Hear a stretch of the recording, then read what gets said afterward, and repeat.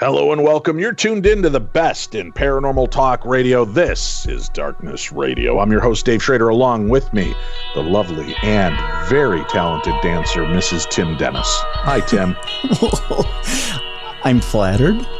I know that you always wanted to be a solid gold dancer, so I thought I'd let you know what it sounds like to finally be announced as a wonderful dancer and as Mrs. Tim Dennis. I guess there were male dancers on solid gold too, weren't there? There were, yeah. I finally figured out when I had to take a weed whacker to my back and get all that back hair off that I didn't fit the strapless fit. Not as well. No. Yeah, no, not as well at all. And we went through 3 weed whackers, folks. We did. He kept tearing up the blades. It was crazy. Well, and then I did chop up my back. Finally, we figured out we could use the yarn spool weed whackers. Yes. That was much easier and much less painful. But finally, we did just decided we'll go with the male dancer outfits. That's much easier. Yeah.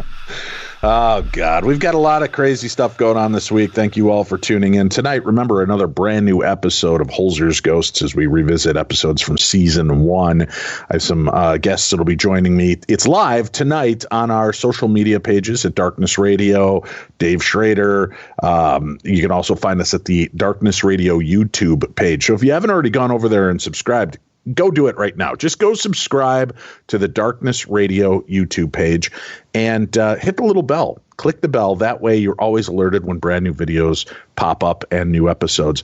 But every Thursday night, we're doing these Holzer's Ghosts or special editions. Like last week, we did Holzer's Ghosts Amityville.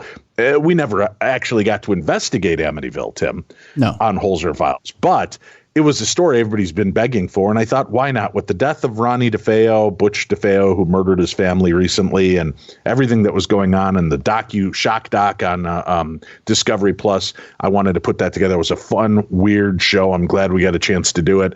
But this week, we're back to Holzer Files, and we're going through episodes from season 1 we haven't covered yet here on the program to take a deeper dive and look behind the scenes at the episodes. So tune in tonight.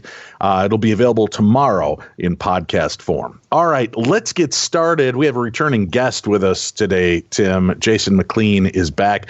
He has a book out that just fascinated me by the title, How UFOs and Bigfoot Prove the Bible is True.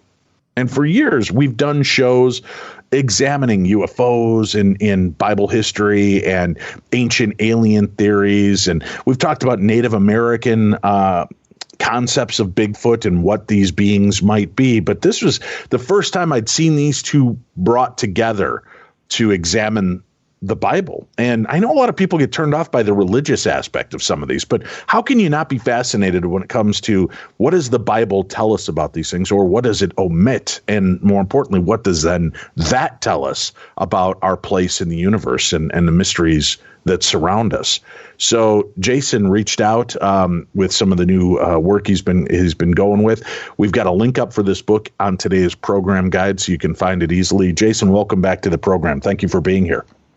Oh no, man, it's my pleasure, Dave. I really appreciate you having me on. And Tim, never give up those dreams, right? Well, I mean, there's hey, you know, that little extra fur on the back, you know, some people are going to be into that. So you know, some nice gold hot shorts, you know, I mean, you can have a career, man. Don't ever lose your dream. I will admit, Jason, at this point, I do look darn good in the shorts. I won't lie. I've got what the kids call a hot booty, but I do only have a half foot to dance on. That's right. I think at this point I'm pretty much out of the game. So, but I appreciate you encouraging me on. I'll try to hop around on that half foot and make it look good. There you go. That leads into my new book, How Tim in Hot Shorts Proves That the Bible is Wrong. Yeah. So if you want to watch that later this season. Yep. All right. How UFOs and Bigfoot Prove the Bible is True. Jason, talk to us, first of all, a little bit about your background so people understand who you are and why these type of topics, the religious kind of a different look at the religious themes that have been put out to us before. So probably the easiest way, you know, the dime store version of my history, because I'm a rather boring person. You know, grew up the son of a mechanic who believed that everything can be fixed, but really believe in entropy. Everything breaks down, but everything can be fixed if you really apply it. And so for him, every question can be answered, and therefore you have to ask every question. So even though he was a Christian as well, he never really forced it on me. It was, this is what I believe. This is how we go. And you've got to answer it for yourself. The one thing he always said, and I know he took it from someone, I just can't remember who off the top of my head, was that God has no grandchildren. So I can't sit there and just say, well, my dad's good with God, therefore I must be good with God. There's questions everyone has to answer for themselves. So I did. And he's like, whatever questions you want, so you go and you do.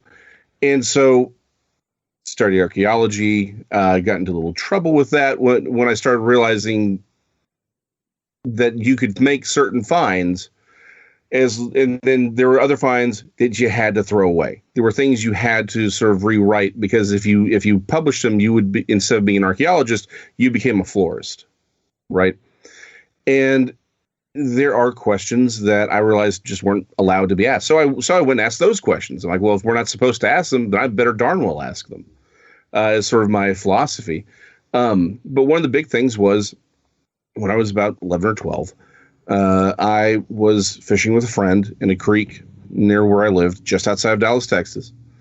And he had, it was about 10:30, 11 a.m. He had already headed back up the trail.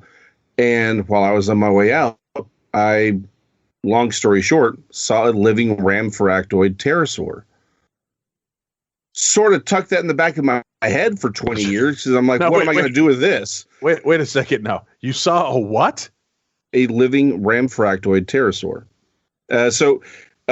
This is, so most people, when you hear pterosaur, you think pterodactyl or pteranodon, which is the large, crested dinosaur. It's really a lizard, not really a dinosaur, but that's, parsing hairs with the beak. That's not what I saw. What I saw was smaller. It had an 8 to 10 foot wingspan. I could tell because it was literally in the creek. Well, the creek is a known distance from me, so I could see it. I mean, large, but not so large. But it had a reptilian face. It has a long flanged tail. If that sounds similar, it's because we used to call them wyverns or dragons 1,000 years ago. Today, we call them rhamphoractoid pterodactyls. And, of course, I saw it. I didn't believe I saw it because, they're supposed to be extinct. And even though I did believe that there could be living dinosaurs in other locations, that's other locations. That's the Congo. That's some deep unexplored area where humanity isn't. It's certainly not outside of Dallas, Texas, one of the largest conurbations in the nation. Well, fast forward 20 years, and I'm talking to some other cryptozoologists, and they ask, if there's anyone who's interested in coming on to talk about creatures in swamps.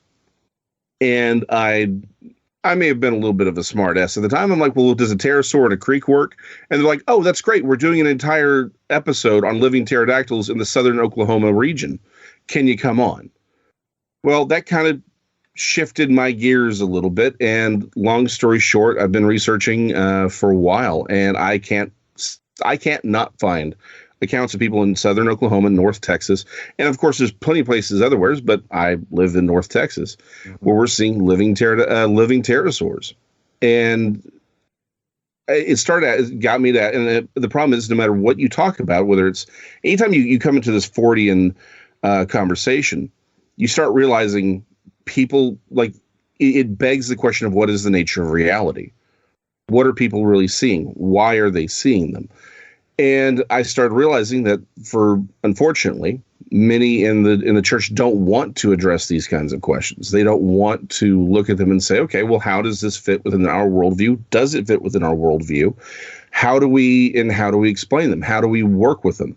And so that's where it's a very, very, very short book. It's very much more of a primer to sort of say, here is where you can start. Here is where these things fit in this broader worldview. I wanted to make it very accessible to people. So that's why I wrote the book. I just wanted to mention this, kind of blew up last week on the internet. I have it up on my Facebook page. You may have to scroll down a little bit, folks, if you go to Darkness Radio Dave on Facebook. So facebook.com/Darkness Radio Dave, all one word. Did you see the footage? And I'm asking both of you, Tim and Jason, have you seen the footage from Florida that a woman caught through like her Ring camera of what looks like a flipping velociraptor tearing through the yard. Yes, I did. Tim, no, have you seen it? I have not. No, I haven't seen it. I'm sorry, it's freaky. It really is. Yeah. It is absolutely bizarre. Now, I've had people say it's a dog. You can see the lead behind him. This doesn't look like a dog to me. Now I don't know. Could it be a sand crane, a big sand crane just booking through the yard? And because we live in Minnesota and we're not familiar with that vision, that's what it looks like. And Tim, if you go to my page right now, because we are pre-recording this a little earlier than we're actually playing the episode, it's like one of the top posts on my page, and you can watch it. It's very short video. Okay. But you see this thing, and it's bonkers. But I've been hearing these claims of people seeing pterosaurs, pterodons. I know there were Papua New Guinea. There have been a lot of visual sightings, and I actually knew somebody that was working over there for a time, and he was working in the fields, and I'd asked him, and I said, so have you heard about these pterodactyl or pterodon sightings? And he kind of smirked, and I said, do you believe that there's something to this? And he goes, there's a lot of stuff in Papua New Guinea that people are not talking about, and a lot that people are putting out there that people are kind of laughing off, and someday it's going to just come out and it's going to blow people's minds. And I'm like, well, we're buddies. What the hell? Is there a pterodon or isn't there? He goes, I've seen some weird shit. And that's how he left it. And it's driven me crazy ever since, because, again, I can't get him to fully commit to the fact that he's seen it. But I don't know if it has to do with his job and the non-disclosure. He does a lot of kind of covert work. But it was pretty crazy to hear him talking about this. Tim, have you found that video yet? The video is having an issue coming up, so it won't populate. But I see the picture. Yeah, you have to see the video. I'll shoot it over to you while we're doing the rest of this. We can chat about it a little bit later. But yeah, there's been this big debate, and I remember I grew up in a Lutheran grade school, Jason, and there was this concept that at the time, this was in the 70s, that dinosaurs were kind of a trick of the devil.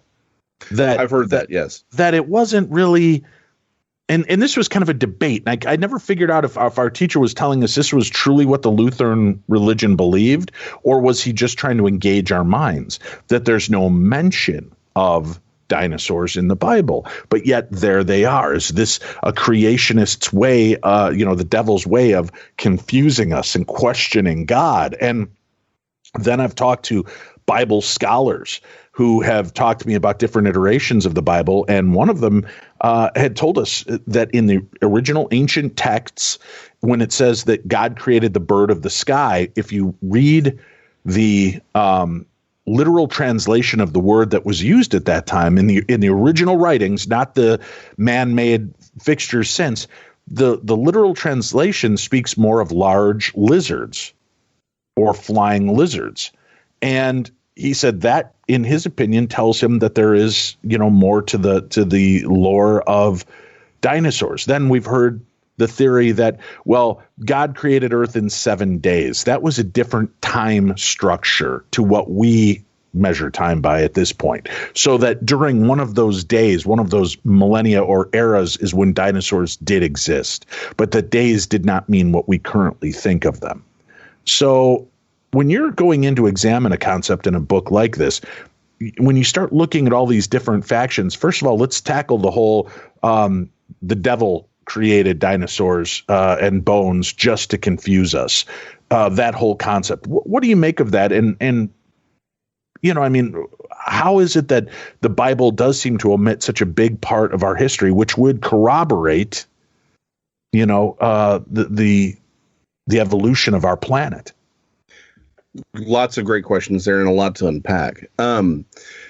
So the book, I really don't go too much into the question of the 7 days, because I try to look more at the broader worldview, because you are going to have 100 different interpretations of what the 7 days even means, right?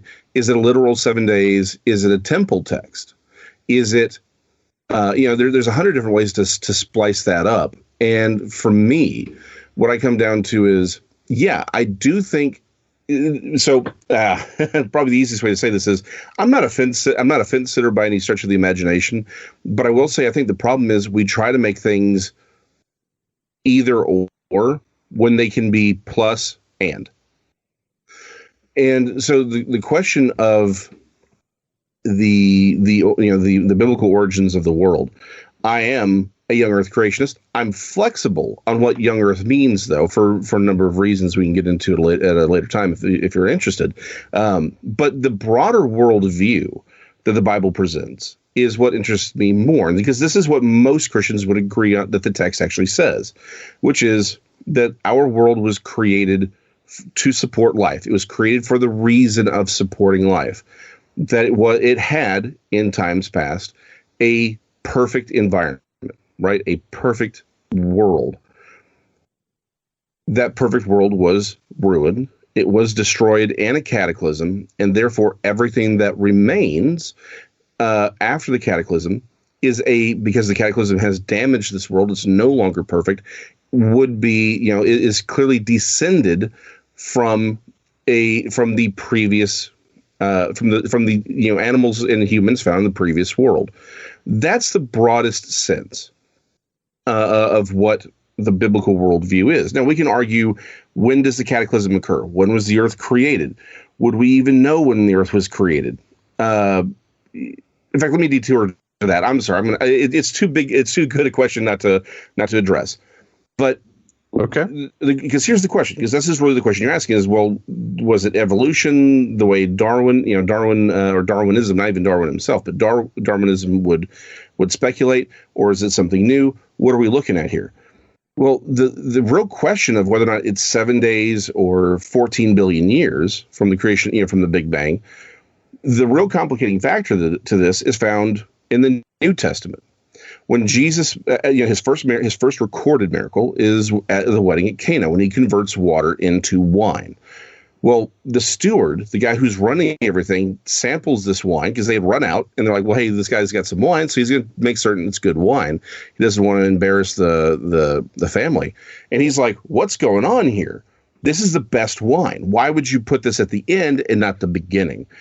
And the reason for that, to anyone who's ever been at a taste testing, is the first couple of wines, they're all, they may taste the way they taste, but once you're about three or four sips in, the wines all after that, you can come home with some really terrible wine.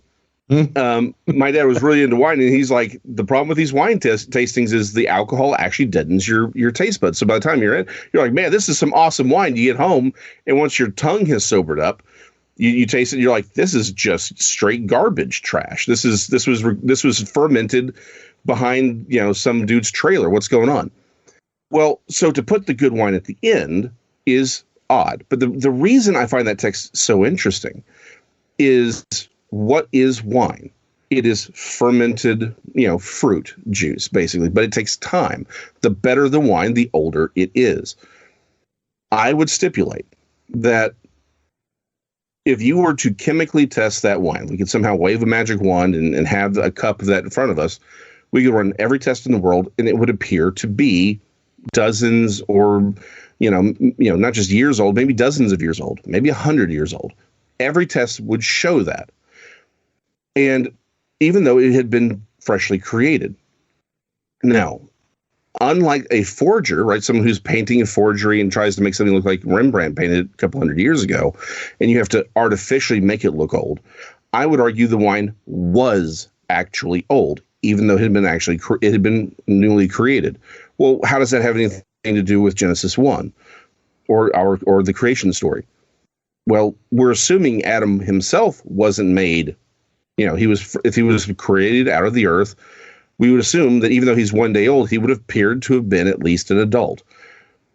And again, I go back to, but that would have been the entire universe. Every animal, every tree, the planet, the sun, the universe would have been the age needed to support life.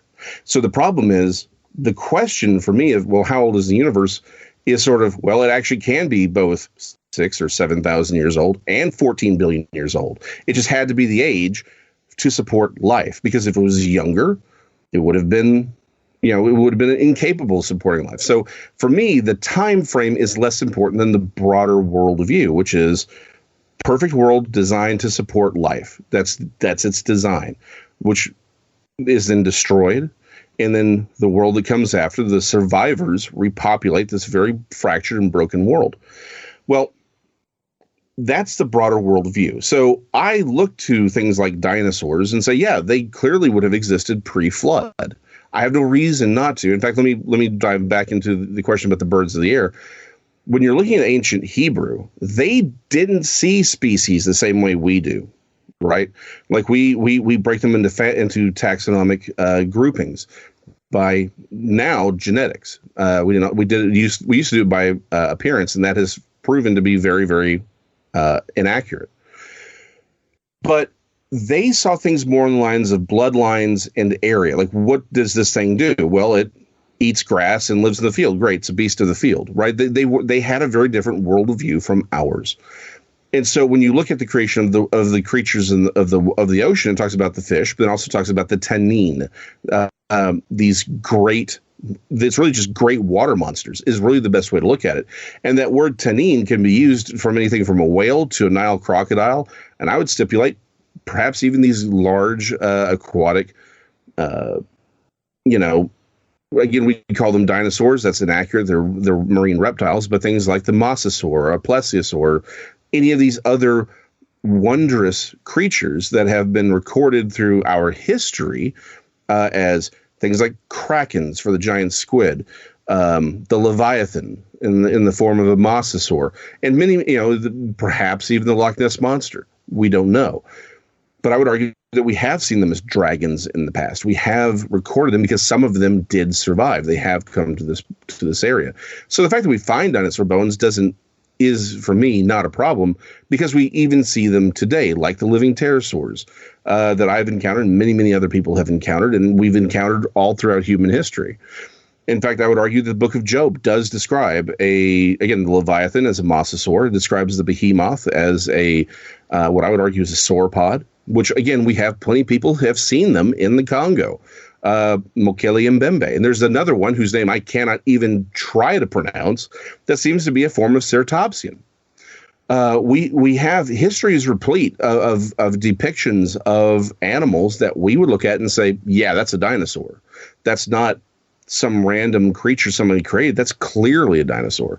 In fact, my favorite it is one of the weirdest dragons, which is what we would call in the modern terms, a cockatrix, which, if you look at, is a dragon with the head and upper torso of a chicken. Okay, that is utterly preposterous, right? Like, that's got to be the most ridiculous thing you've ever seen in your life. And I would agree with you, except for the fact that 30 years ago, we discovered that certain theropods had feathers. Right. Right, and they've actually done that. There was that whole special on, I want to say it was Discovery, where they were flipping the genomes on chicken embryos, and they were finding that these chickens would grow teeth or scales, and then I think it's the T-Rex is most closely related to a chicken. Oh, exactly. In fact, now that we've found that there is soft tissue that's been in heme that has survived in these fossils, which we'll talk about later. We've been able to sort of do some testing, and it's like, yeah, they are closely related to chickens. So the fact of the matter is, these creatures did have many of these creatures probably had feathers. Well, great. You're walking around India, right, or Iran in 3,000 years ago, and what do you see? You see a 4-foot tall, velociraptor or oviraptor, which like the oviraptor actually had a beak. It had a crest. And so you see this 3 or 4 foot tall thing. It has a reptilian tail, reptilian legs, but it has feathers in certain places. What are you going to describe it as? You don't have a concept of a dinosaur, but you do have the concept of a dragon. You're like, well, it's a dragon, but it had the head and arms of a chicken because you had chickens back then, right? Most people only knew what was in their immediate area. They didn't have zoos. They didn't know that pandas existed or that, marmosets existed. They had what they had. So if you run across these things, how would you describe them? Well, then the problem is the people who are drawing them hundreds of years later are just hearing dragon, chicken. Okay, I'll put those two things together. And so now, to us, it looks ridiculous, but to them, Jason, it was real. I thought that the concept of the dragon came from medieval times when they would stumble upon the bones of dinosaurs that had been either unearthed due to storms or, had just been part of the countryside, that they came upon them because they were large. They just kind of created this mythos surrounding these giant lizards or creatures. Mm-hmm. And that's a question that people have asked. The problem is dragons exist in every culture, going as far back as we can find. China has always had dragons. They've changed and grown over time. Their depictions have changed and grown over time. The Babylonians had dragons. The Native Americans in both North and South America had dragons. Europeans had dragons long before the Middle Ages roamed around. Everyone had dragons. In fact, the Egyptians, and this is an interesting sort of combination, because I would argue not only is Leviathan and Behemoth examples of what we would call living dinosaurs, Isaiah talks about fiery flying serpents. Now, a lot of, Egyptologists and Semiticists will say, well, that's just a type of viper that just moves really, really fast. Okay, possible.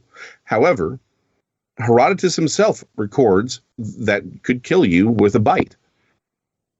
So it's very, very clear that dragons have existed in every culture around the world. People were seeing these things. And let's go back to the Middle Ages. There is the Dragon of Rhodes is one of my favorite stories, because it's an account not just of, well, this is what happened over here, but rather a knight who was defending with a group of monk knights, was defending Rhodes, right? This particular fort on the island of Rhodes.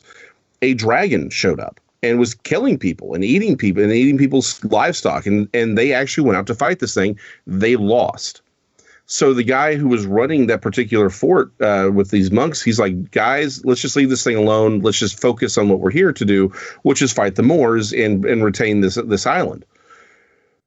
One knight completely disagrees with this. And so he leaves, and he spends all of his family's wealth getting the best armor, the best weapons. He even creates a mock dragon out of wood stuff and has his servants, like with using pulleys and stuff, attack him with this thing, with this fake thing. He trains for a year. He comes back, ends up killing the dragon, and then getting imprisoned by the abbot. I believe it was I think his proper term is an abbot, who's running this monastic knight group. Well, the knight then appeals to the Pope, and he's like, I just slayed a dragon. Like, I should be rewarded for this, not locked up in prison for disobeying orders. And the Pope actually agrees, and he sets him free. That dude becomes the head of that abbey. The head of the dragon hung on that fort for apparently about a century. And it's all of this is recorded. Like we actually have transcripts of him sending this letter, and the knight is buried on his sarcophagus. It says Draconis Extinctor, or Dragon Slayer. So we have accounts all over the place of people actually encountering these strange and amazing creatures in the modern, what we would consider, at least post-flood modern world, at least last 1,000 years. All right, now let's. We have to take a quick break. We'll come back. We'll discuss more how UFOs and Bigfoot prove the Bible is true. We'll discuss this, and I want to break down that concept of the truth of the Bible. And I get a lot of heat. I don't know where it comes from, Tim. It surprises me week after week when I get messages from people saying that you and I seem to be against God and really talk religion and God down. For guys who do prayer requests on the show, healing prayers, clearing prayers at locations, calling upon God. Sometimes when we're talking to a guest, we may ask a question, excuse the pun, as a devil's advocate, to try to get or elicit an answer. It doesn't mean that we don't have faith or a belief in God. Both of us are very spiritual that way. So I'm not sure where people get that concept. But yeah, occasionally I get these emails that are like, I stopped listening. You guys hate God and you're always putting God and religion down.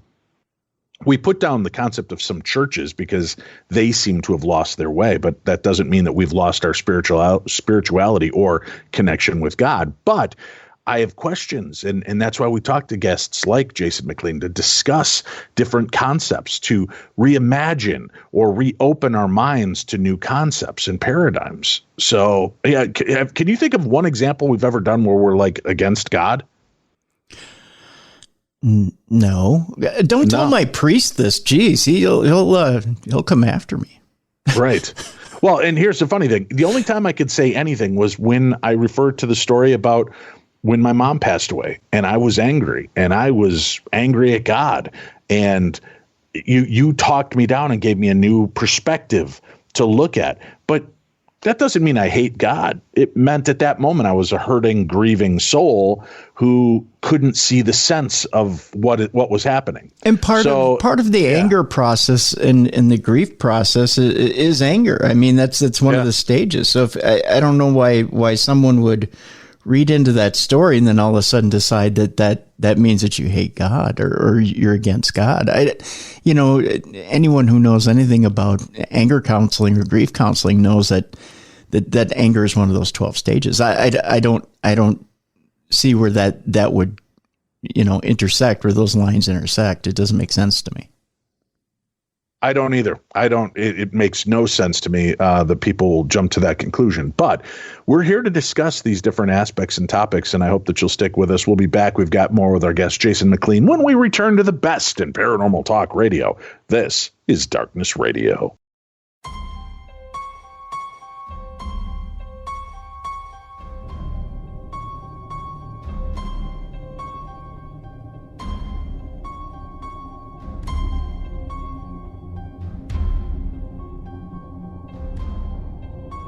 Welcome back to the program. This is the best in paranormal talk radio, 15 years in.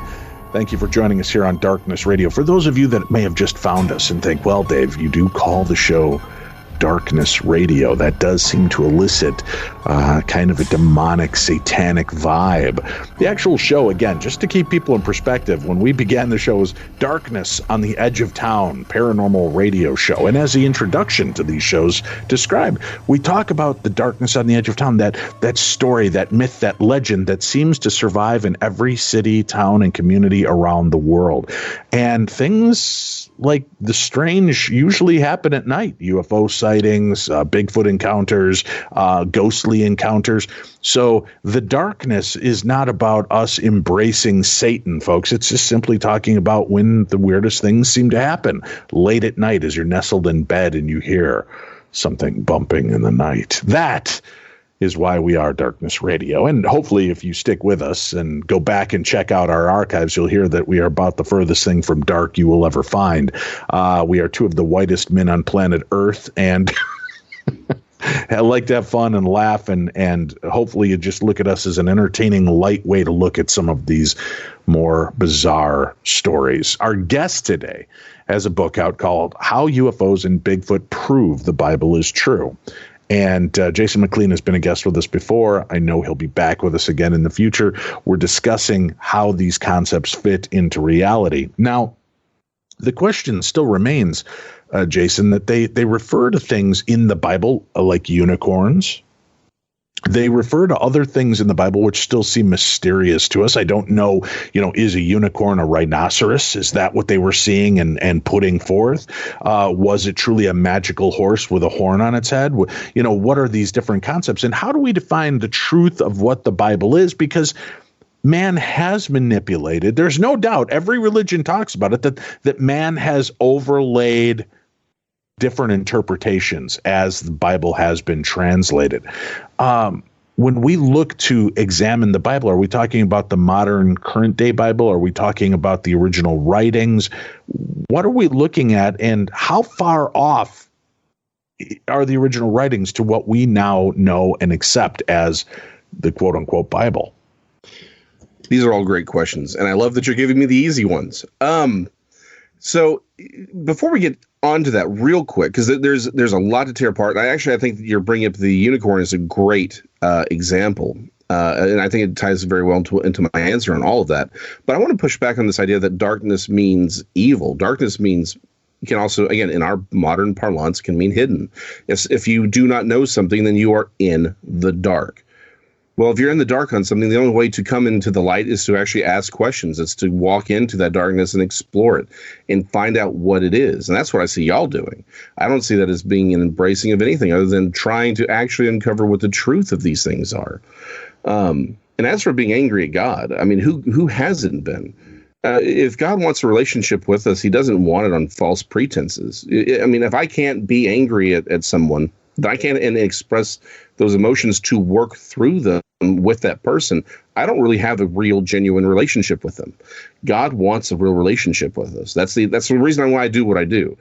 Like, don't get me wrong, all of this stuff is cool. Like, fine, like if I could actually, wrangle some living pterosaur, out of the sky and show it to everyone, if I can, show people what I've seen on the things like the London Hammer and all these other things, like that would all be great.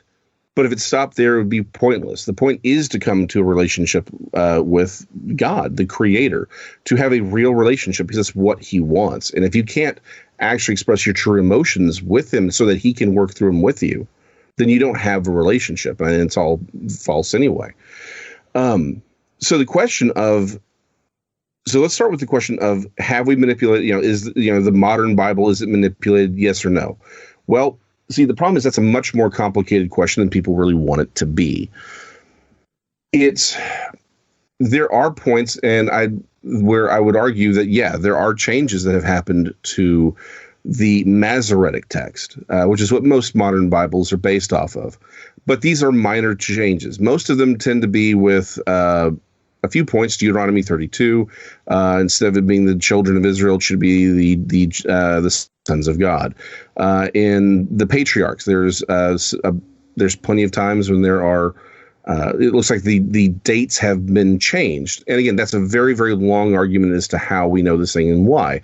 But we do see discrepancies between, say, the Masoretic text, which we have only much more modern copies of, say about 1,500 years old. There's just a few fragments that are older that seem to match up. But then we also have the Septuagint, which we do know comes from about 200 years before Christ, which is a Greek translation that was done by the Hebrew people. And so there are some variants between the Septuagint and the Masoretic, in the more modern Masoretic text. But the thing is, the variances between them are ultimately minor. Same thing with the New Testament. We have thousands of fragments and manuscripts of these different books that would comprise the New Testament. Even I just forgot his name. I think it's I won't say his name since I'm forgetting. I don't want to mislabel anyone. Okay, but he's not. I want to say it's Ehrman is his last name. But he's not necessarily someone you would, he's a textual criticist of the Bible, which is fine. I mean, that we need those. But he's also not necessarily someone, my understanding is that he does not consider himself a Christian per se. But even he would argue that the text of particularly the New Testament, the variances that he would say exist are very, very small, less than 2%, and none of them actually encompass major theological points. And again, these are long, very drawn-out conversations about, people talk about there being 200,000 different variances in the New Testament. Well, yeah, but some of those are things like spelling, right? People spelled things differently in different regions. Greek, in particular, can be weird because the order of certain words don't matter. Again, this is a very dumbed-down example, but if I were to say, Dave and I went to the store, or I say, me and Dave went to the store, I have said the same thing. It doesn't change the meaning of it. But some people look at, there are different texts that would have those kinds of changes, where it's just expressed in a different word order. But because in Greek it fundamentally doesn't matter, and so they're like, well, that's a discrepancy. Well, it is, but it's not a discrepancy that matters because it doesn't change the meaning of the text. So we have that aspect of it. So do I think the text that we have today, because we do have the Septuagint lines of text, we do have the Masoretic lines, we have fragments that we found all over the place, literally in the number of thousands. What we would call the Bible today is one of the most well attested as far as historicity As far as, do we think that the text that we have today is the text that existed 2,000 and 3,000 years ago? The answer is basically yes. I mean, there isn't any evidence that we have major issues with that. But then we have, to your question, what about changes we've made to translate it into English, right, or other languages? Because we do have the original languages. That's sort of this big thing everyone misses in this chain of events of the Judeo-Christian Bible, is everyone seems to have this opinion where it's like, well, we don't have those original texts. Well, we don't have the very first one written, no, but we do have the text in Greek, which was in Hebrew and Aramaic. We have these things, and we have them in abundance. So it's not like everyone's just working off of last year's copy, right? It's not like everyone, like the English version manifested in, King James created it and it's made massive changes. That's just not what it is. Now, that being said, the translation process is messy because no two languages are alike. And so all translation is fundamentally interpretation, because you're interpreting what someone in a different culture from a different time period and different context meant when he used particular words. Well, look at English. Words mean things right today that they didn't mean 100 years ago, even if it's the same word. They carries different contexts. Well, the same thing happened to Greek. It happened to Hebrew. It happened to Aramaic. It did occur. So there is question of, well, what was actually meant? And this is why I think you're bringing up the unicorn is a perfect example of this, because the word in Hebrew is rahim. Please don't quote me on that. I'm a Texan. I'm lucky to speak English. I never ever trust me on the pronunciation of a word that ain't Texan, right? Not even English. Texan. I can speak Texan. I ain't speaking anything else. Right.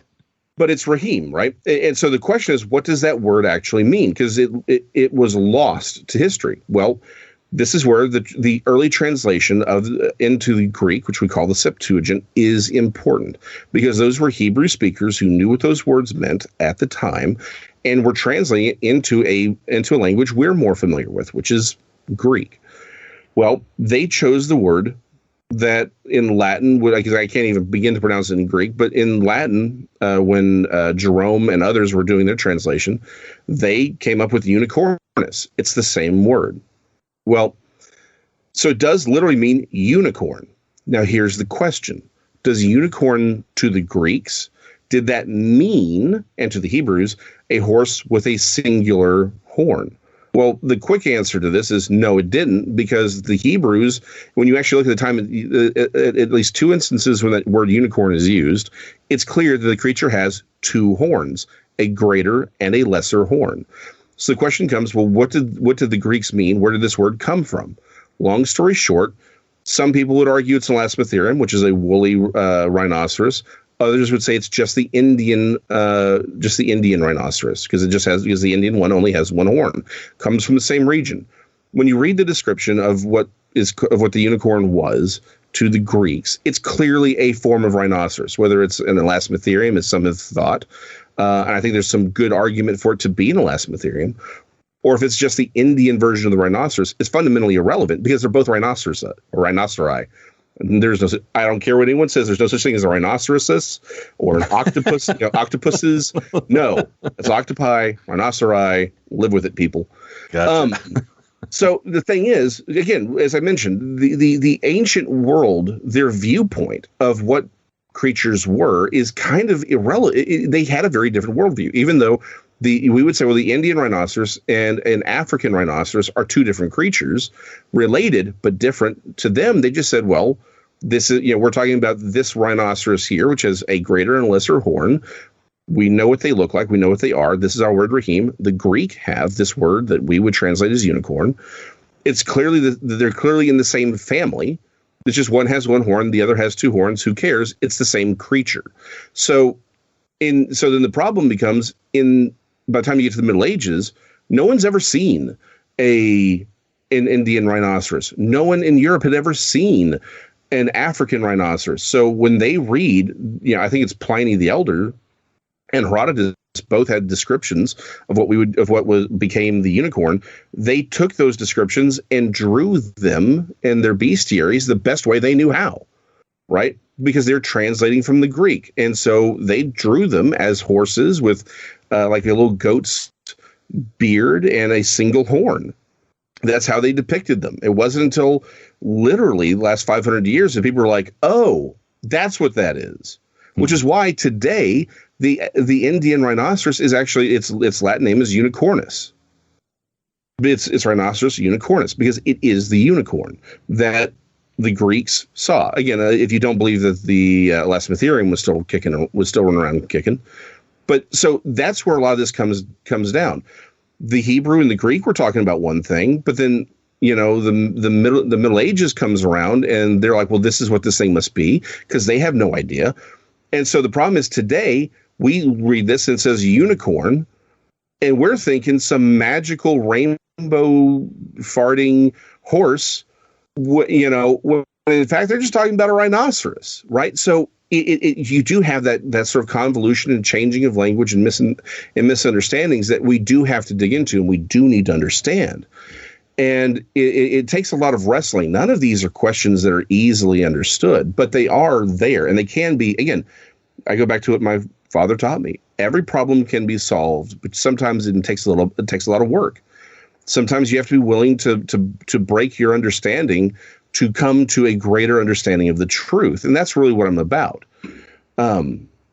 Is trying to better understand not just the text, but the being behind the text. And so that means I got to be willing to get rid of my preconceived notions and look at what is. For example, my preconceived notion was that dinosaurs were, you know, what we would call dinosaurs had died off millions of years ago. And yet there's clear evidence, as we've just gone through, that they are alive. And some of them are alive today.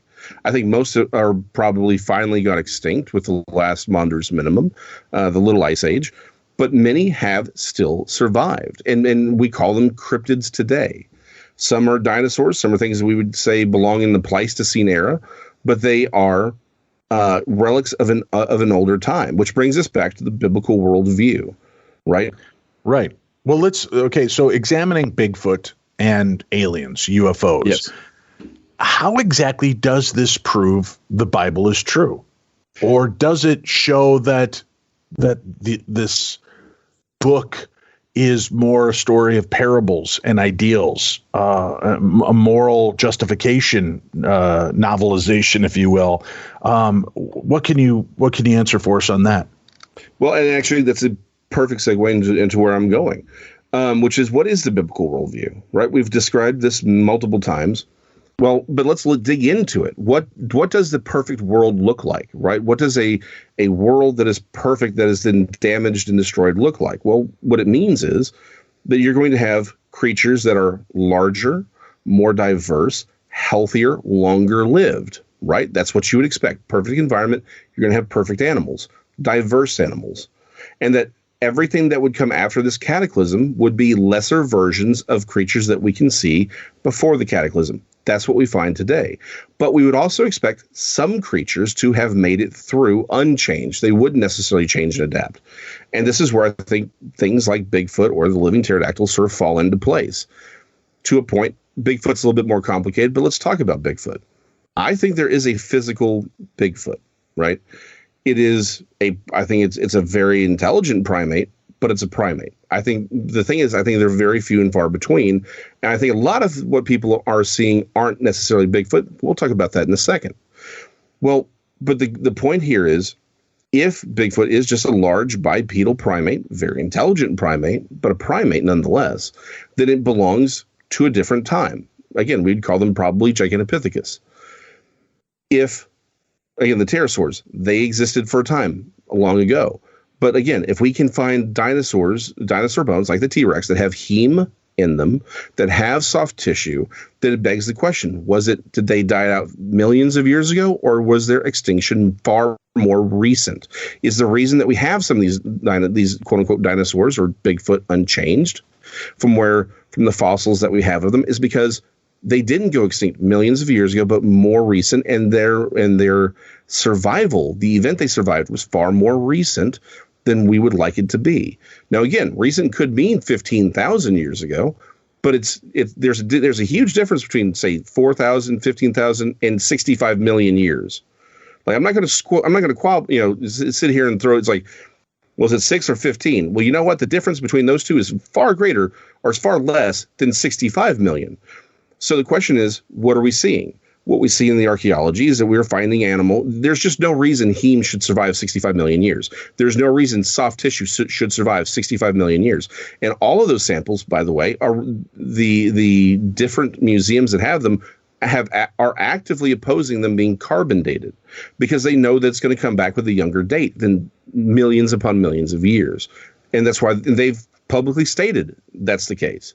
So the question is, what does that line up with? Does it line up with the story that we're told in the mainstream, or does it line up with what the Bible says? It lines up far more with what the Bible says. So if we have this and we see this, then let's take it to the next step. What else does the Bible worldview talk about? It talks about that there are supernatural creatures. Some are demons, the deceased Nephilim. They're ghosts they're shades. They are non-physical. But then we do see angels that can take physical form. They have impact on the world around us. They drive, quote unquote, fiery chariots. That's what we see. Okay, so then let's take another look at Bigfoot. As I said, yeah, I think there is a physical Bigfoot. I think there's a physical primate walking around. I think that's few and far between. But I think there are other encounters people are having. They're saying is Bigfoot. These things seem to be telepathic. They appear and disappear. They turn invisible. Well, that doesn't sound like a primate. Does sound very much like what we see in the Bible with supernatural creatures. Let's take it even further. We have stories of people seeing shadow people, things plaguing them. They're not just there. They are actively tormenting humans. Well, that sounds an awful lot like what the Bible would call a demon. Let's take it even further.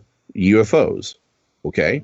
If UFOs were simply nothing more than aliens from another planet, or even another realm of, maybe they're interdimensional, groovy, then why do we have overlaps of phenomena? You talk to most people who've had abduction experiences or regular UFO phenomena. It doesn't take very long before you realize that things like shadow people are very, very common. People describe poltergeist-like activity, things that are clearly supernatural. And that really shouldn't. That's a Venn diagram that should not exist. If these are creatures from Zeta Reticuli that hopped on their intergalactic spaceship and hopped on over, their technology should be a heck of a lot better than what we see. I'm sorry. It's like they show up here and the best they got is stuff that looks like they bought from a secondhand dentist store when they're performing these experiments on us. But moreover than that, I shouldn't have overlap with things that we would consider to be poltergeists or shadow people or things that are clearly supernatural. This is compounded, and it's not liked in MUFON when you mention this, but there are over 400 recounted events where people using the name of Jesus have actually ended or stopped their abduction experiences. We see these things, and they've been recorded. Again, that shouldn't work. That shouldn't be there. So the question I have, and I forget the gentleman's name, but there's he was an Australian gentleman who had an encounter where he woke up midday and there were these two women in his room. Eventually he was put back out, but he could hear them talking telepathically. They said he's awake, something's wrong. Well, there was physical, I won't go into too graphic detail, but there was a hair left from one of these women that's been tested, and it's a physical hair and it's a human hair, but it's a very unique human hair. The point is, the UFO phenomena does not really line up with what a bunch of creatures hopping from another planet, that evolved randomly on some other planet and decided to come here. That doesn't seem to line up with what we see. It does line up with a lot of deception. I would argue that it looks like a lot of these encounters aren't really abductions. It's happening to them in their room. It's happening to them where they are. Many people are abducted. Don't get me wrong. They are physically taken somewhere, but by and large, it does appear that they aren't leaving, that these are psychic events. These are supernatural events, not physical events. And again, we're seeing overlays. It doesn't really line up with creatures from another planet. It does line up, though, with demonic creatures that are described in the Bible. Moreover, if you've watched Ancient Aliens for the last 2 years, last two seasons, they've dropped the idea that that they aren't interdimensional or energy beings or occult creatures. I go back to Aleister Crowley himself. He called himself the Beast. He claimed to have learned the old Enochian magics from Lamb and these other demons that he conjured. He himself said, "Today we call them angels and demons. Tomorrow we will call them something else." You look at many of these very early ufologists and even modern ones like Nick Redfern, and they'll tell you there is active deception. The creatures the people claim to have seen, and I think they have seen them. I think they have had these encounters, but the creatures aren't what they are purporting to be. And I would say, well, if they're not what they claim to be, then what lines up more accurately with what we actually see? Not what people say they are or what they tell us they are, but what do we see? We see, again, clearly supernatural events. We see clearly supernatural phenomena. We see them actively being dissuaded by traditional Christian exorcist means and exorcism rituals. I have personally helped people who've had abduction experiences and the recurring shadow peoples. I've been able to end those myself personally with the people that I have worked with using traditional Christian and older rabbinic means. This tells me that that the UFOs don't line up with what you would expect an alien that evolved randomly on some planet to be. It does line up with what the Bible recounts, which are supernatural creatures that are malevolent and do not have our best they don't have our best interest at heart. They have their own agenda, and that's what we're seeing. Now, does that mean everything that's a UFO is paranormal? Not necessarily. I do think that there are actually outside of clearly our own technology, right? We've developed and built. I do think there are physical craft piloted by physical creatures. But again, that's where you start getting to things like the Nephilim. Those are physical creatures.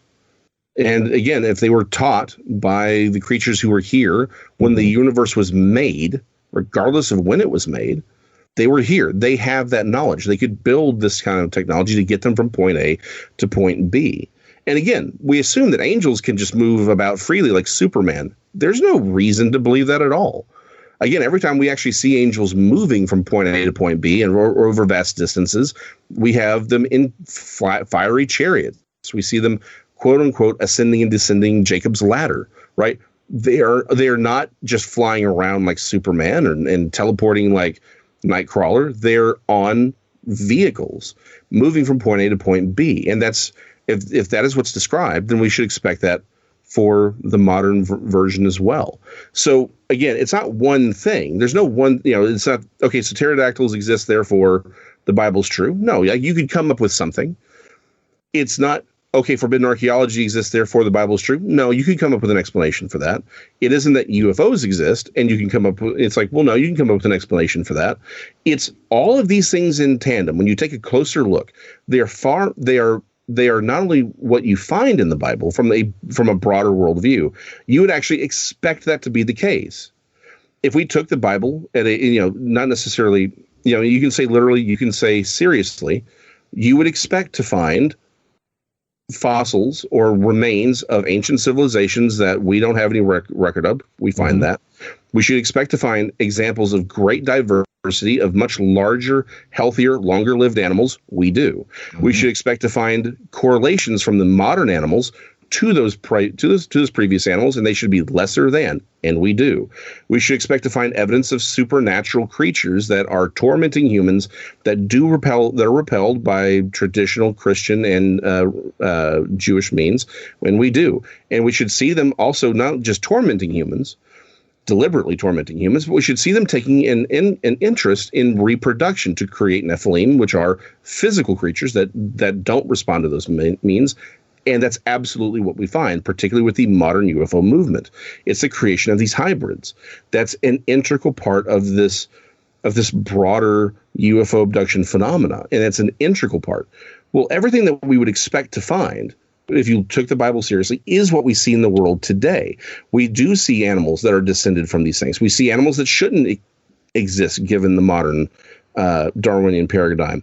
We do have UFOs not behaving in ways that they should if they were creatures from another planet, but they are behaving the way a demon would. So that's sort of a broader summary of why I would argue the Bible does, or why the modern paranormal phenomena today, I would argue, absolutely supports what the Bible says. Is that it's simply, again, the problem is we're putting new modern words on it. We're saying dinosaur, we're saying UFO, we're saying these other things, whereas they were saying dragon, or they were saying Leviathan, or they were saying behemoth, or they were saying demon. It's a change of language, not really a change of phenomena. And again, you've dropped a lot on us, a lot to unpack as well. And looking at these different beings that are reported, do you believe that most of them are supernatural in nature, or are they natural in nature, but they're elusive? They're just not as readily found, so we want to ascribe to them a more mystical or magical effect? So I think there's a bit of both, right? I think in the realm of cryptozoology, I think there are clearly physical creatures. They're endangered, right? They have a very, very small population. They're survived by hiding from us. In fact, my most recent book, Metroplex Monsters, also available, the same place you can get How UFOs and Bigfoot Prove the Bible is True, has a bunch of stories about this, of people seeing what are clearly physical creatures that just, I would argue, are small. They have a very small number, like the pterosaurs. Let's go back to them. My first thought when I saw mine was that it was just a really, really big blue heron. That was my first thought. It wasn't until it was 5 feet in front of my face that I realized, oh, it doesn't have feathers. And those aren't its legs sticking out behind it. It's a long flanged tail. Everyone I talked to had the same thought. Oh, I thought it was a heron. I thought it was a pelican. Or one woman saw it at night. So at first she thought it was an owl until it flew right in front of her headlights. Everyone thinks there's something else. That they're one of these larger cranes or storks which fly with their head in sort of an S-curve formation. I think what you have is a largely nocturnal creature that looks enough like a modern blue heron or stork or pelican that at first glance you wouldn't think anything of it. You have to look harder, and so they are seen very infrequently. And so when they are seen, we're driving around, we're on our phones, we aren't paying attention to them. So they just go by. We think we just saw a big crane and we move about our day. Moreover, what do? We build tiny concrete islands that we stick to. And then we mow grasses up to this predetermined line where we were like, okay, we can have trees beyond this point. And so what we have is what I call a green wall, which is, let's be honest, if you're driving down the highway, you can't see more than 3 feet into any green space. Even in the city, you'd be lucky to see more than 2 feet into a green space because we mow right up to it. So the tall grasses and the shrubs grow up and thick right there. Well, you can march anything through these creeks and green spaces, we'd never know it. So I think, what we have are physical animals. They're natural animals, nothing bizarre about them. They're just rare. They just come to us as history, as mythology, as legend, like dragons and Bigfoot and all these other things. And they're just endangered, but they are relics from a time we think they should belong from a different era, but they happen to survive until now. Now, that being said, there are other creatures that are clearly supernatural. I've got plenty of accounts of creatures that appear physical but are clearly paranormal. The goat man of White Rock Lake is a great example of this. I have numerous. We have one account that's fairly famous where it was in broad daylight. The creature walked out in front of her and then teleported away, disappeared in a blinding flash of light. We have another account that's unique to my book where it was a group of people that saw this creature at night, but it was a 7 foot tall human, hairy goat-like legs, horns, whole 9 yards. Well, that's not something that exists in the real world, but it is something that we've seen throughout human history. It's a clearly paranormal creature. The Hebrew called them the Shadim. The Indo-Russians call them the Leshy. The Romans called them satyrs. right? We see these creatures. I have an account of a lechuza, which is basically an owl the size of a human, but with a person's face. That's not something that naturally exists in the context of the story and the phenomena that occurs later. It's clearly a supernatural creature, but it also had physical effect on the world around it. It actually sat in trees, and the trees bent down from the weight of this creature. So I think the problem is we have supernatural beings that are immaterial, but then we have supernatural creatures that do seem to have an effect on the world around us. And then we have natural creatures. They're just out there being, Bigfoot or being a pterodactyl. And the problem is because we hide so much of this. We're embarrassed by this information. The mainstream world doesn't want us to talk about this. So the problem is I think a lot of this all gets thrown into the same box. And that's why we can't really make heads or tails of a lot of it, is because we've thrown too much into the same box. And so it stays hidden. It stays in the dark. And that's why we're here, to ask those questions and say, hey, hold on, let's rethink this a little bit. Let's look into this a little bit more and see what we see, and not hold ourselves back to where there's only physical creatures or there's only supernatural creatures. Maybe there's both, and maybe there are gradations between the two. Being supernatural does not mean it doesn't have a physical form. Being physical does not mean necessarily that it has to be everywhere, right?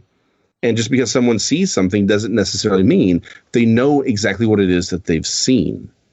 So it's complicated, to be sure, which is why I try to keep the book as simple as I can. But it's a complicated and convoluted and complex question that we're asking, and we need to have a little bit of patience to see through it. But again, just to make it clear, yeah, there are physical creatures, there are non-physical creatures, and there seems to be something that straddles that fence uncomfortably so. You say we're embarrassed. Is it because our egos don't allow us to just describe the fact that there are things that exist that we do not know about, or we don't have enough information about? And as man, the ego drives that if we can't explain it, we can't define it, then we're going to ignore it. Oh, absolutely. And I'd throw one more thing on top of it. Mm-hmm. A lot of these creatures, I think the reason they're because let's be honest, no one is if we were to come up with a new whale species tomorrow, no one would say, okay, this undoes all kinds of thinking on the worldview, right? So I think on the broader worldview, these creatures we know as cryptids tend to be things that upset the apple cart in very significant ways. And the problem is it upsets the apple cart a little too much. That's why the mainstream media tends to want to downplay them. And that makes us embarrassed because we don't want to be the odd man out. Everyone wants to be part of the crowd. They want to be, friends with everyone.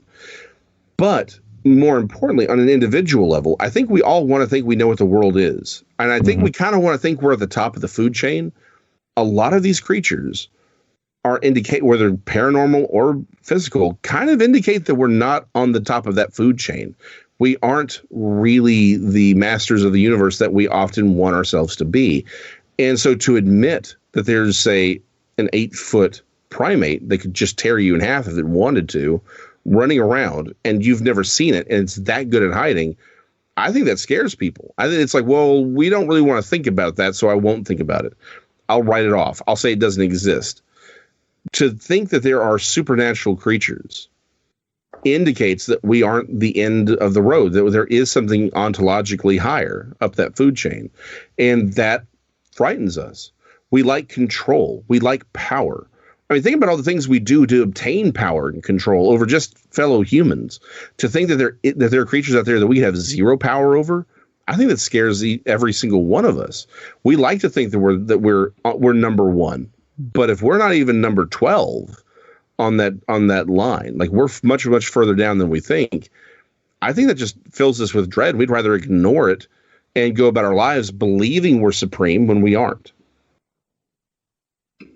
It makes me wonder how much of these beings are truly indicative of our history or are something that just live in a parallel universe that occasionally bleeds over. Like what I'm starting to believe more of ghosts are. I believe that there are some discorporate souls that walk the earth, but I think sometimes we're just bumping into alternate timelines, parallel universes, whatever you want to call them. And from time to time, these things are just close enough that we're able to see them for fleeting moments. And maybe they do interact with our physical earth, while you'll see Bigfoot stride for 3 steps and then vanish, even though he was walking in a mud creek. Because it was maybe the wormhole concept that he was walking from one area to another using our reality as just a bridge to get to wherever he was heading to. Right. And here's the thing. I don't know that that's necessarily wrong. I think, again, because this fits right. What is the basic premise of the Bible? I mean, is that there is a supernatural world around us, that it interacts with us, that has plans for us. And so that requires there to be other realms, things that aren't here, things that aren't material in the way we think of materiality. And so it is entirely possible that these are, because again, as I mentioned, there are clearly supernatural creatures that have clearly have do interact with the physical material world. Well, that doesn't make sense unless these are creatures that are of a material from they usually reside somewhere else, right? It's like, where is an angel when you're not seeing it? Well, it's in its realm. It's in its again. We call them dragons. Now we call them dinosaurs.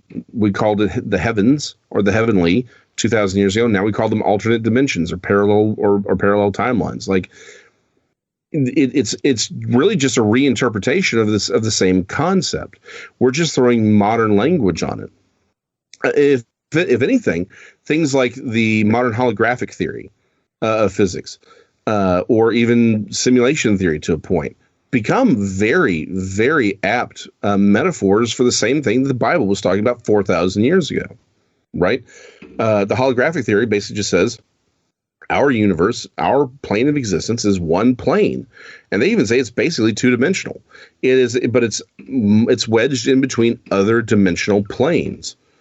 Well, that's an apt description from what we get in Genesis 1. We have a flat cosmos, because really the Genesis 1, I would argue, is less about the earth as we think of it, but rather the material universe. What we have is a flat cosmology that's described in Genesis 1, not a flat earth, although people have taken that to be a literal flat earth. I think it's just a flat cosmology that's really being described the best way they had language of 4,000 years ago. But modern science is saying that we have a flat cosmology. That's our universe. Our universe is actually flat, and that there are other things on top of it. Simulation theory. Well, great. A computer is a great analogy for our universe. We have a God who is vastly superior. He actually exists. And in relation to him, we're like Mario on a flat video screen, right? Our universe is a lesser scaled down version of the reality he inhabits, just like a video game.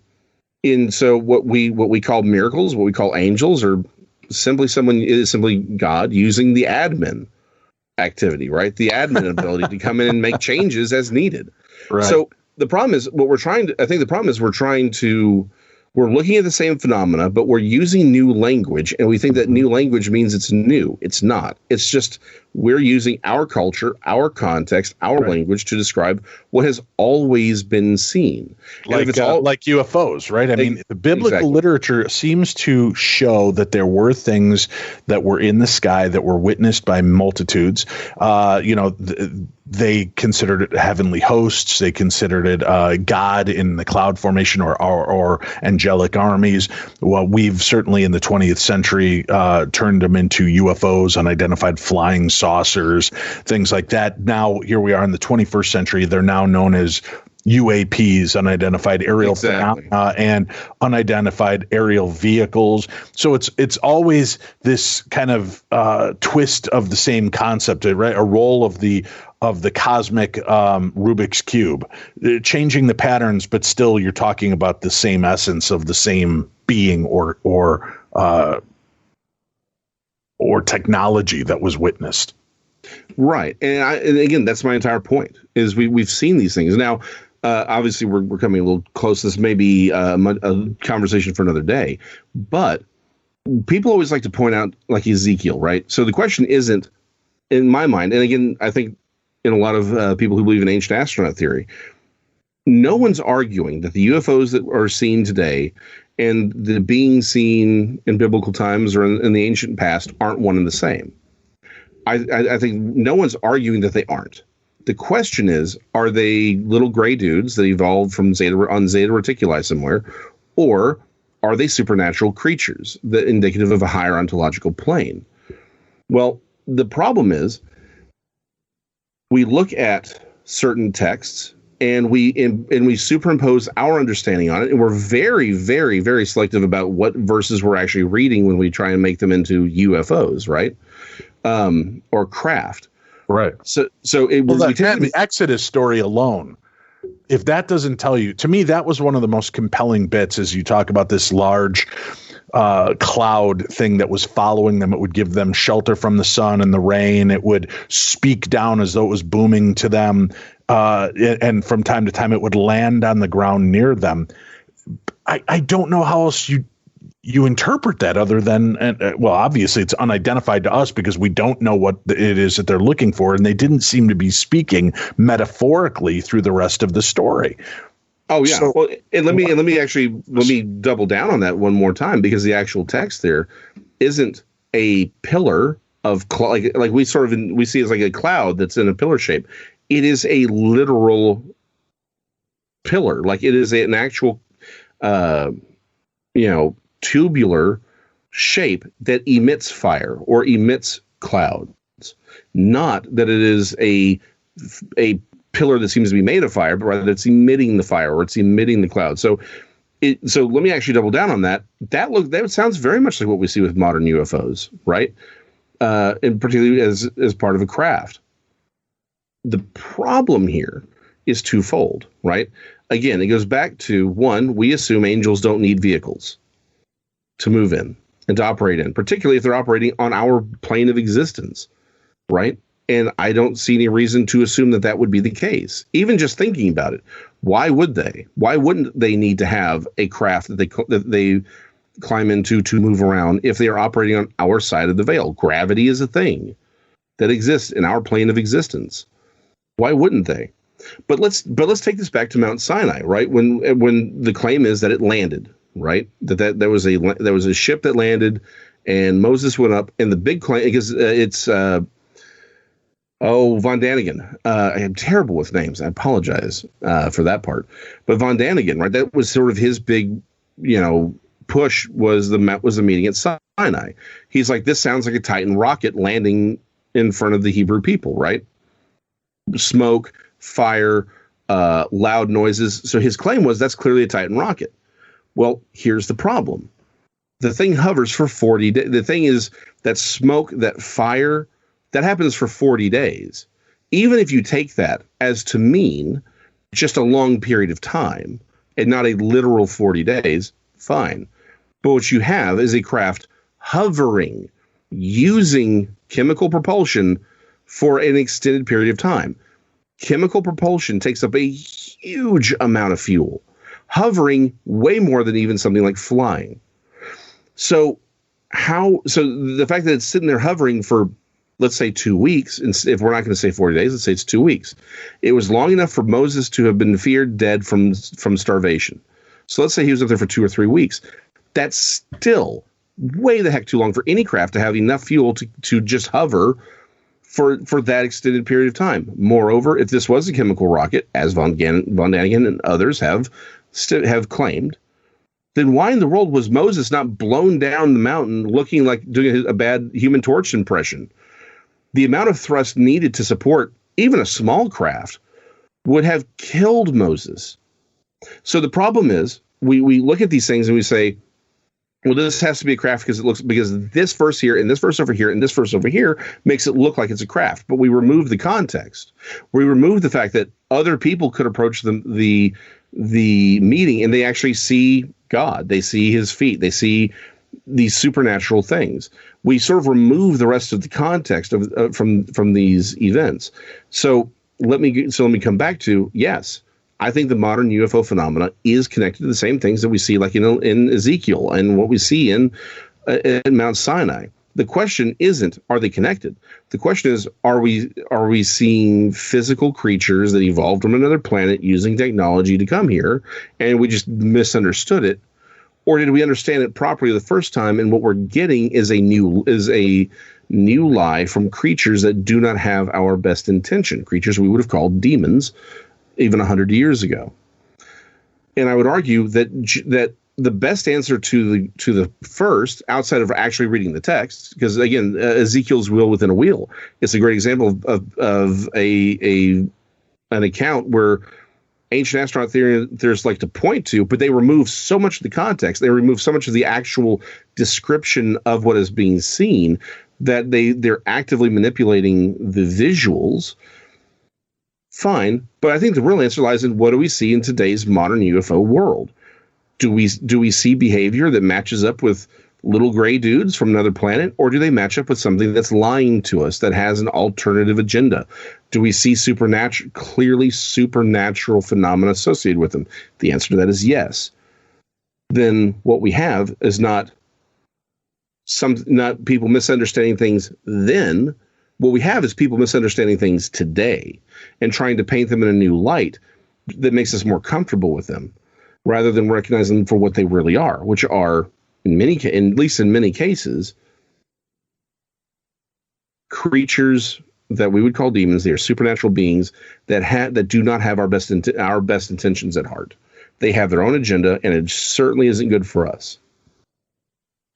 Now, there's a lot of talk of this hollow earth theory, which, of course, now that the new Kong versus Godzilla movie is are reinvesting in. People, a lot of people don't realize that there are reports that Admiral Byrd talks about this portal into the hollow earth, and that there were creatures and beings. And there's a lot of strange phenomena regarding the Antarctic and the fact that no government, they've all agreed that nobody will ever own this area or take control of it. But there is some mysteries. Do you think that what they consider to be hell or these demons are things that do exist, that are natural to our planet, but to their concepts were unrecognizable? So they must be demonic. They must be angelic. They must be something evil.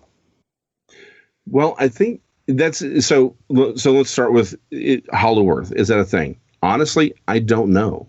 And I think the problem is hollow earth doesn't necessarily, I think the problem is we all sort of envision it as, there's a hole in the center of our earth, and there's a little tiny plasma sun in there giving everybody light, and there's these creatures that live down there. I don't know that it's that elaborate. It could just be that there are deep underground biomes, right, that have interconnecting chambers. I think that's a real possibility. There are plenty of stories of people, even in modern day, talking about these sort of weird, strange underground biomes that are just deep in the earth. It's possible. It's absolutely possible. I don't know that I have enough to say that that's exactly what we're seeing. But is it possible that some of these creatures that are just natural beings that exist on the earth have been seen and are equated, because we didn't understand them, become demons and angels and things in our parlance? Yes and no. And a great example of this, by this is what I mean, is Leviathan. Okay. The Leviathan is used multiple times in the Hebrew Old Testament. Twice, it is clearly being used as a parallel for Lotan, or later Tiamat. Both are gods and chaos dragons of different cultures surrounding the Hebrew people. Lotan is actually sort of the origin for Leviathan, as far as the word itself. Clearly the same, but it's clearly used to connect those two. However, in Job, it's clearly a physical creature. It is an animal that could theoretically be caught and killed and eaten. That seems to be how it's presented. It's just so powerful that you wouldn't want to do it. Well, how do we try? Modern submissists just say, the best way to marry that is to say that the Leviathan of Job is still a reference to the chaos dragon. right, of these ancient myths, and they're just borrowing that concept. Same thing with Behemoth. Behemoth is probably nothing more than just a borrowed bull of heaven. Well, there's an alternative viewpoint. And we see, particularly in the ancient world, people taking personification, right? They see something in the real world, like stars. And stars in language are personified as angels, right? Same thing with Leviathan. Leviathan seems to be a real creature. We have accounts to this day of large mosasaur-like creatures being encountered on the open ocean. And again, in my Metroplex Monsters book, there's what seems to be a much smaller, creature that fits a very similar mosasaurid description, actually coming out of the water, looking at a dude.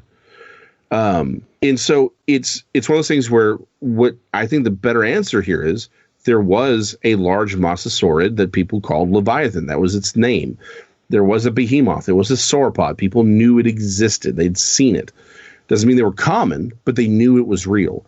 And so what they do is they take that name but they also use it as a personification of something supernatural, right? In the same way that stars become angels through personification, Leviathan becomes the chaos dragon through personification. I think it's very likely that a lot of what our preconceived notions are of what makes a demon or what makes a this or that is coming from people using known things and using them as personifications to describe what they've encountered, right?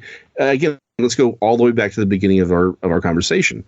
The dragon that we would call a cockatrix is someone, in my theory, someone encountering a living theropod, but using the language that they had available to describe it, right? And so, so to your point, I think that's very, very possible that what we have is, it's not that the supernatural thing doesn't exist, and it's not even that the physical things don't exist, but what they're using is they're using the physical to describe and explain the supernatural, to try and because it's the best language they had at the time. So so absolutely. I mean, is it possible that there are these deep caverns and there are creatures that live down there? Possibly. Absolutely. Does it mean that they're demons? No. But does it mean that it's possible that they were used as personifications to describe a higher theological point? I absolutely think that's the case.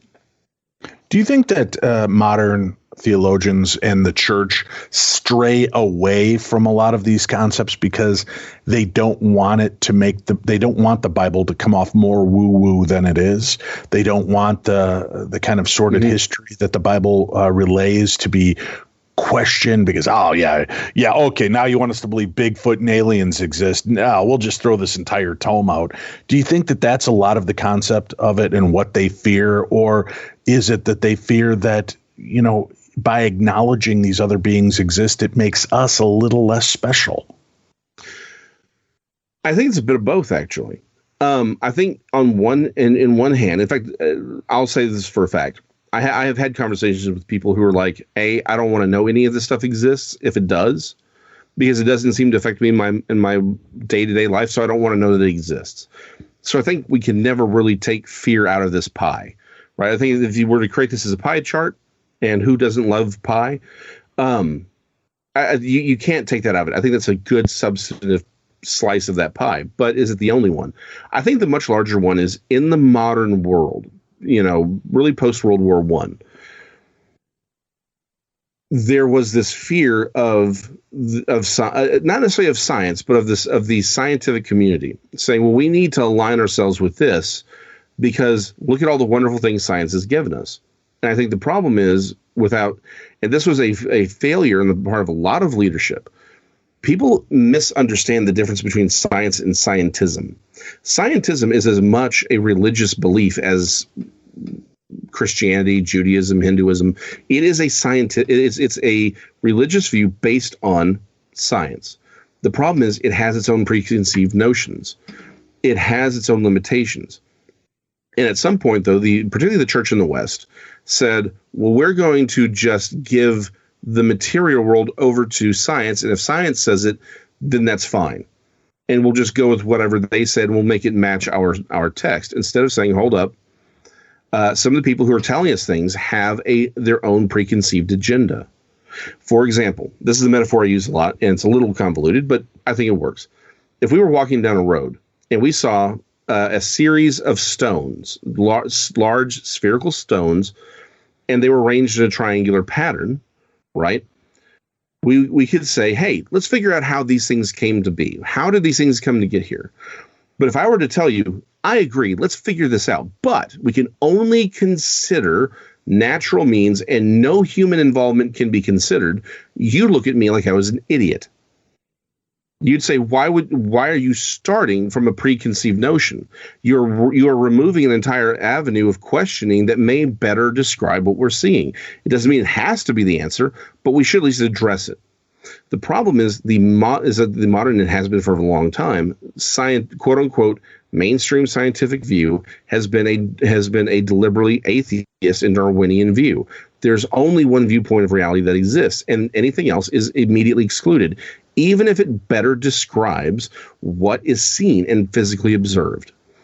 So the problem is, at some point, people just said, okay, well, scientists, they're pure as the wind-driven snow.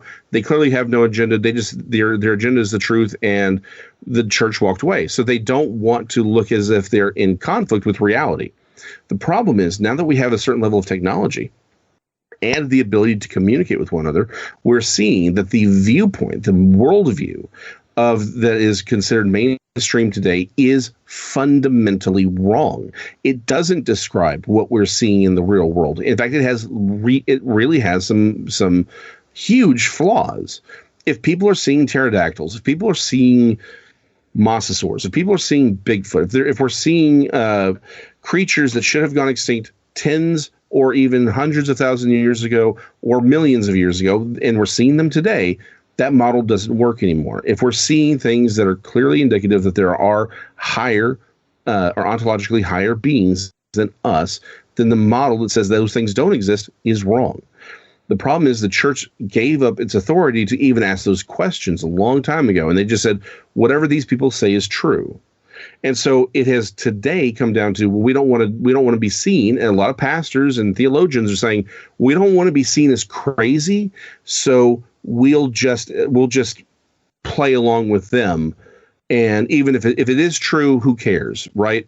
It doesn't, because again, for most people, it doesn't matter if Leviathan is simply a borrowed version of Lotan and Tiamat, or if there is actually a real mosasaur. It doesn't affect everyone's day-to-day basis. If Bigfoot is real, great. If today we pulled one out of the brush and said, look, here's a Bigfoot, it's not going to affect most people's day-to-day lives. So I think the church says, well, we don't want to be seen as crazy from these people over here, and it doesn't really affect us. Let's just leave it all alone, and let's just not deal with it. And so I think that is absolutely why we've come here. And I think the problem is it has left a big hole in the conversation. The conversation needs to be on all things. What is the truth? What does this tell us? Because at the end of the day, I don't care if the earth is 6,000 years old, 15,000 years old, or 4 billion years old, and the universe existed 14 billion. Like, that doesn't matter to me. What matters is, does this book describe a world, and the book that describes a world of a much higher ontologically superior being that created this universe and wants to know us, that sent his son to die for us, is that true? And so within that, the way you test that is by looking at the worldview of the book. It's like, does it predict what we see in the real world? And I would argue that it does. In fact, it more accurately, you can build a much more accurate model of how our world looks based off the text, which then allows us to say, okay, then this creature that did create the universe and does want a relationship with us, and there is a method by which we can communicate with this being and actually create this relationship so that we can live better, more fulfilled lives and eventually return to him. I know we got to wrap up here. The book, again, How UFOs and Bigfoot Prove the Bible is True. Jason McLean, our guest. What one thing do you really hope you leave the audience with when they read this book? I would think the one thing is be willing to ask the question and be willing to take your preconceived notions and sort of put them on the table and recognize that they are. And that's regardless of what side of, because I know there could be people who are listening to this who are Christian. If you're Christian and you don't think that any of this is possible, take that preconceived notion, put it on the table, and ask, and actually do some research, investigate, buy the book. In fact, buy 12. But read these, do the research and see, does that line up? Because the truth is what matters. If you don't believe the Bible, you think it's just a bunch of fairy tales written by a bunch of sheep herders thousands of years ago. Okay, take that preconceived notion, put it on the table, and actually start looking. What does the text actually say? Not what people tell you the text says. What does the text say? And actually do the hard work of looking at research done by Semiticists, archaeologists, people who have dedicated their lives to actually uncovering the truth of these things, to get a better idea of what's really being said. And then look at the world around you. Does it match up? If it matches up, then maybe that text isn't what you think it is, regardless of what side of the aisle you're on. Actually test it. And if it's real, and if it does match up, if my theory that the worldview purported by the text is accurate, then you can start reasonably working from the idea that maybe the rest of it's true. Maybe there is a God. Maybe he does want a relationship with you. And because that's the ultimate question. Whether Bigfoot or these things are real or not ultimately is irrelevant.